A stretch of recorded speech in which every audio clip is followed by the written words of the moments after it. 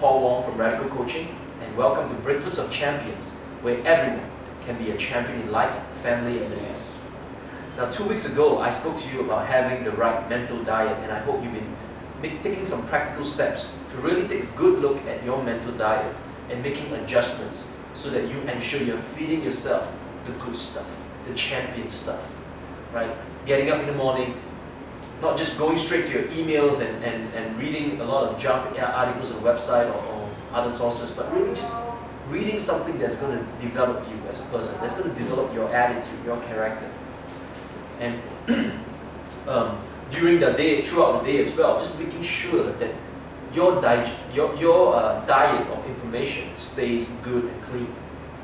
And it's going to help you to become a champion. Today I want to talk about being a champion emotionally. How do you develop great emotional health? Well, mentally we feed on knowledge and information. Emotionally we feed on relationships. The quality of our relationships determines most of our emotional health. Now, I want to share with you something very practical I've learned over the years, and that's this. You can be friendly with everyone, but you cannot be friends with everyone. Okay, let me say that again. You can be friendly with everyone, but you cannot be friends with everyone. Developing a friendship, developing a relationship takes a lot of intention, effort, and resources. And we have limited, and therefore we have to choose very wisely all the relationships we develop. Now, we may not have any choice on the family that we are born into, but we have a choice on the friends that we have, who we marry, and who we partner in business. All these we have a choice, and why don't we choose wisely? So we can be friendly with everyone, but we cannot be friends with everyone. And there is a certain circle of relationships that we must learn to manage, because without these boundaries, we will not be able to manage any relationship well. So I've learned that there are several layers or several circles of relationships that we have. On the first circle is really our loved ones. If you're married, it will be your spouse. Right? If you're not married, it will be your immediate family right now. Your mom, your dad, your siblings, right? Your family. That relationship is very important, and ensuring that you have a strong relationship with them will determine a lot of your emotional health. Imagine going to school or going to work and then coming home and you don't really want to be at home because you have bad relationships with your family. It affects your life. So ensuring you have a good relationship with your family and loved ones, take intention. Maybe when you were young, when we were young, we didn't know anything, we just thought relationships just happened by chance. But now that we are older and we're more mature, we realize that relationship takes time, it takes communication, and it takes a lot of heart, a lot of resources, a lot of sacrifice to ensure that we can build good relationships with others. We need to learn to listen and understand how others feel so that we can meet their needs better. So if you feel that this is an area you need to improve, well, grab a book. A book I want to recommend to you is The 5 Love Languages by Dr. Gary Chapman. It's helped me a lot in my relationship with my own parents and my spouse.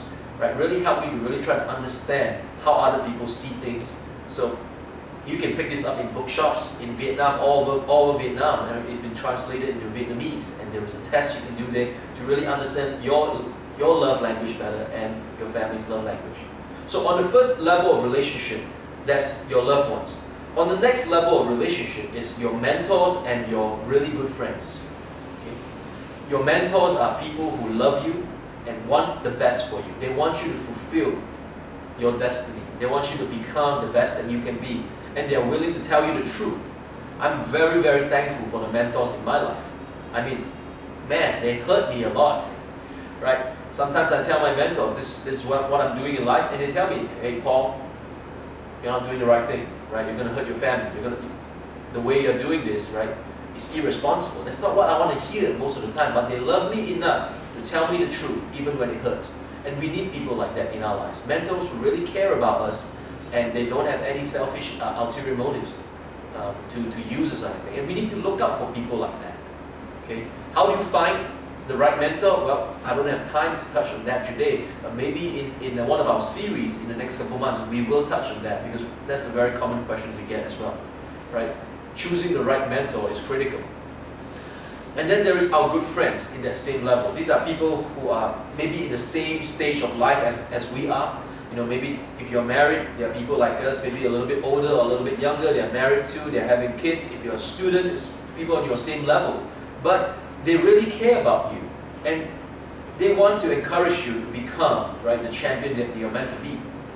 Right? They don't just want to hang out with you and just do stuff that they like. Right? No, but they sincerely care about you and they want to develop a long-term relationship with you.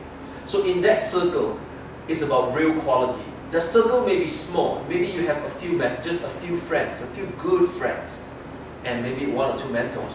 But that circle is really all about quality. The next circle is really the rest of the world. Everyone else. And it could be as many as you want, of course, but it's just the rest of the world. And this is where we have to learn to draw the boundaries and say, okay, this is my inner circle, and this is my next level of circle, and there's everyone else. And I just want to really manage these very valuable relationships in my life and spend enough time with them, right? Take a good look at your time, right? Do you spend enough time with your family and loved ones? And I'm talking about quality time here. Huh? Playing computer games and talking to your parents is just not really quality time. It's just time, you know. But quality time is about really just doing something that you both love together, spending time together, listening to one another, communicating. It's hard work, right? It's really, really hard work.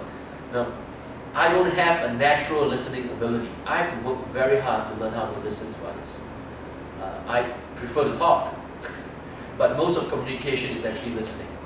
So, listening is going to help you develop really good relationships with your family and also with your mentors and your good friends. Are you spending regular time with your mentors? Every week, I spend some time with a mentor and with someone that I mentor. Right? So someone mentors me. I've some mentors who mentor me, and I mentor other people. Okay? I ensure that every week that this goes on, and this enables me to feed from other people and to feed other people as well.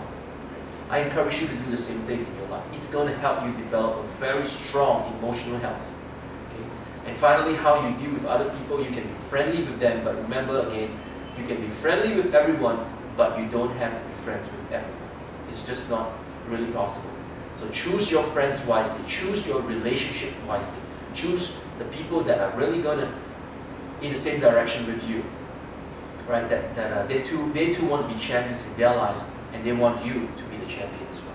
So think about that and think about the relationships that you have. I want to really take some time right now to talk about the next series that we're going to have. In the next 3 weeks, we're going to be talking about how to find true love. All right? Okay, we've gotten a lot of feedback. We've been listening to the people that we are trying to reach out to. And love, it seems, is a huge topic, I'm sure, to everyone. And the next 3 weeks, we're going to be talking about what is true love. And we're going to invite some really good speakers, some friends that we have as well, to really share on how do you develop lasting relationships and how do you really build a relationship that's built on real love.